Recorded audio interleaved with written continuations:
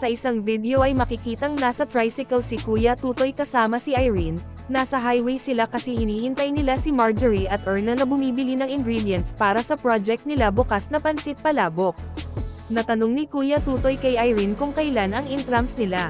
Sumagot naman si Irene na September 28. Tanong ulit ni Kuya Tutoy tungkol sa sinabi sa kanya ni Irene na kasali ito sa track and field at ilang metro. Sumagot naman si Irene na oo at 200 meters yung tatakbuhin. Natanong ni Irene kay Kuya Tutoy kung malayo na ba ang 200 meters. Sumagot naman si Kuya Tutoy na malapit lang. Natanong niya kay Irene kung sino ang kalaban nito, kung kaklase lang ba niya or ibang grade. Sumagot naman si Irene na ibang grade, pero dalawa sila sa kanilang grade na sumali. Ginudlock ni Kuya Tutoy si Irene at sinabing sana manalo ito. Sinabi din niya kay Irene na wag silang kalimutan e-inform bago mag-September 28 para makapunta sila at baka makalimutan nila. Pinakita naman ni Kuya Tutoy si Marjorie at Erna na naglalakad sa likuran nila. Kaya natanong ni Kuya Tutoy si Irene kung ano ba ang isasahog nila Marjorie at Erna sa kanilang pansit palabok. Sumagot naman si Irene na hindi niya alam pero hindi lahat ng ingredients sila ang bibili. By group daw ito at magkagrupo ang dalawa. Sa isang grupo bawat membro ay may naka-assign kung ano ang dadalhin, halimbawa may magdala ng asin at iba naman sa mantika. Nabanggit naman ni Kuya Tutoy na alas 4 pa lang kanina ay hinatid na niya si Buddy Day kasi alas 4 ang pasok. Kaya natanong sa kanya ni Irene kung dadaanan pa ba nila si Buddy Day. Sumagot naman si Kuya Tutoy na hindi na kasi alas 5 pa ang labas nito at siya na lang daw ang susando. Tinanong din ni Kuya Tutoy si Irene kung kumusta ang school nila ngayong araw at anong ganap. Sumagot naman si Irene na okay lang, nagluluto sila ng cookies at nagklase pero nagsusulat lang sila. Tanong ulit ni Kuya Tutoy kung kailan ang exam nila. Sumagot naman si Irene na ngayon 22 at excited na siya. Sabi din ni Kuya Tutoy na malapit na at review na lang, lalo na kay Irene dahil graduating na next year college na, kaya tinanong niya si Irene kung anong kurso ang kukunin nito. Sumagot naman si Irene na education.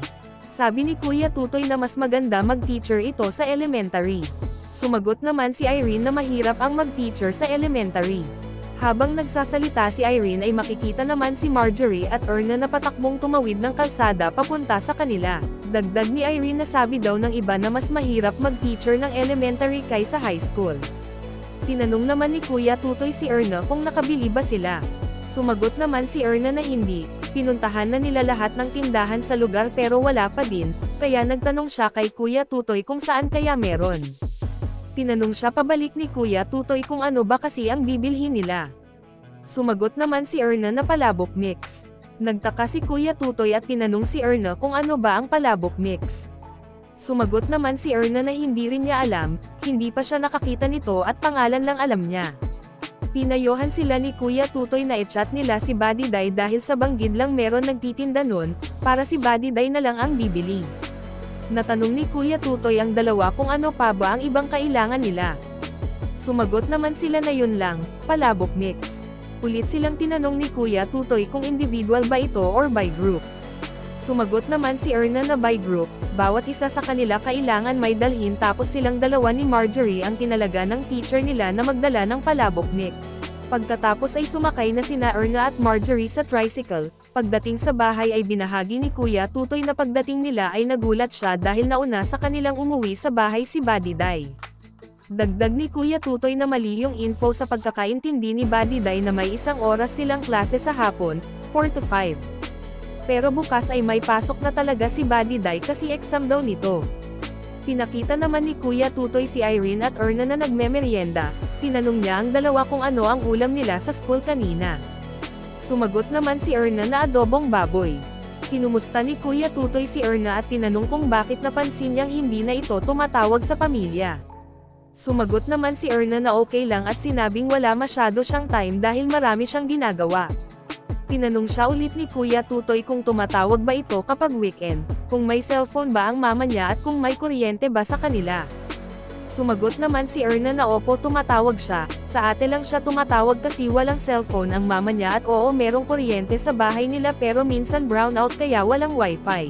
Sabi ni Kuya Tutoy sa kanya na tagulan talaga sa Davao kapag beer months, kasi dito sa kanila sa Abra ay June, July at August ang tagulan pero malalakas ang bagyo sa lugar kapag beer months.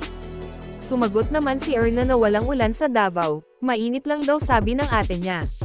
Tinanong ulit ni Kuya Tutoy si Irene kung sure na ba ito ng sasalihan sa intrams. Sumagot naman si Irene na yes. Sinabihan siya ni Kuya Tutoy na galingan nito dahil sila ang bandera ng Davao. Habang nagsasalita si Kuya Tutoy ay makikita naman sa pinto si Buddy Day na akmang lalabas kaya kinumusta niya, hinatid niya ito pero mas nauna pang umuwi sa kanya. Nakiusap naman si Buddy Day kay Kuya Tutoy na wag muna siyang e-video kasi wala siyang nakapambahay lang siya. Pagkatapos ay inanunsyo naman ni Kuya Tutoy sa kanila na walang pasok sa September 21 dahil martial law. Si Marjorie naman ang sunod na kinumusta ni Kuya Tutoy. Nag-hello naman agad si Marjorie at sinabing okay lang siya kahit may sakit siya ngayon, sipon at ubo kaya masakit ang lalamunan niya. Sinabi din ni Marjorie na sumali ng volleyball si Ate Erna niya para sa intrams. Kaya natanong ni Kuya Tutoy sa kanya kung ano ang sinalihan niya. Sumagot naman si Marjorie na wala kasi hindi siya marunong. Kaya hinimok siya ni Kuya Tutoy na dapat sumali ito sa ganyang mga activity. Sagot naman ni Marjorie na hindi talaga siya marunong, nag-marathon siya pero madali lang siya napagod at hindi rin siya sanay. Sabi ni Kuya Tutoy na dapat sanayin nito, at naibahagi ni Marjorie na noong bata pa siya ay sumali siya sa marathon at siya yung huli. Sabi naman ni Kuya Tutoy na at least sumali ito. Kinomplement ni Kuya Tutoy si Irene dahil feeling niya mananalo ito. Sinang-ayon na naman ito ni Erna at sinabing kahit mataba si Ate Irene niya ay mabilis itong tumakbo. Dagdag ni Kuya Tutoy na dapat may contest rin na pabilisan ng pag-akyat sa nyog. Nagsalita naman si Irene na yun talaga ang hinihintay niya na may magpaakyat ng nyog para siya na ang bahala. Palagay ni Kuya Tutoy na matatalo ni Irene ang mga lalaki sa lugar. Tinanong din ni Kuya Tutoy si Erna kung umaakyat din ba ito ng nyog. Sumagot naman si Erna na kapag gutom na siya ay napipilitan siyang umakyat sa nyog. Nagtaka si Kuya Tutoy sa naging sagot ni Erna kaya tinanong niya kung bakit tuwing gutom ay umaakyat siya ng nyog. Sumagot naman si Erna na kapag gustong-gusto lang niyang kumain ng nyog tsaka siya aakyat. Pagkatapos ay pinakita din ni Kuya Tutoy si Buddy Day, sinabihan ito ni Kuya Tutoy na kung bakit kasi hindi ito nag-aantay sa GC nila kung may klase ba. Sumagot naman si Buddy Day na hindi na lang siya nag-aantay kasi traffic papunta sa school, kaya inunahan na lang niyang pumunta para siguradong hindi siya maka-absent at traffic pa naman papunta sa school niya. Tinanong siya ni Kuya Tutoy kung anong oras ang pasok nito bukas. Sumagot naman si Buddy Day na alas 8, kaya sinabihan siya ni Kuya Tutoy na sumabay na lang sa kanila para diri-diretso. Tinanong ni Erna si Ate Buddy Day niya na paano kung traffic bukas at malapit na mag alas 8. Sumagot naman si Buddy Day na may mga punishments kasi sila, at nagsalita rin si Kuya Tutoy na dapat advance talaga pumunta doon. Sabi naman ni Erna kay Kuya Tutoy na dapat alas 4 pa lang ay nandito na ito sa bahay. Sinabi ni Kuya Tutoy na hindi, kung alas 4 ang klase niya dapat alas 3 pa lang ay alis na, kasi ginagawa pa yung tulay kaya traffic doon. Nagtaka naman si Buddy Day kung bakit hindi maayos-ayos ang tulay. Sumagot si Kuya Tutoy na matagal pa yun kasi nasira nung lindol, lumuwag siguro ang tornilyo. Sinabihan din niya si Buddy Day na buti ay umuwi ito agad. Tinanong naman silang lahat ni Kuya Tutoy kung anong ganap nila bukas. Pinagsabihan din niya si Erna na tawagan nito ang pamilya bukas kasi matagal-tagal na din itong hindi tumawag. At para sa more summary video ng Pugong Biyahero huwag kalimotang mag-like and subscribe.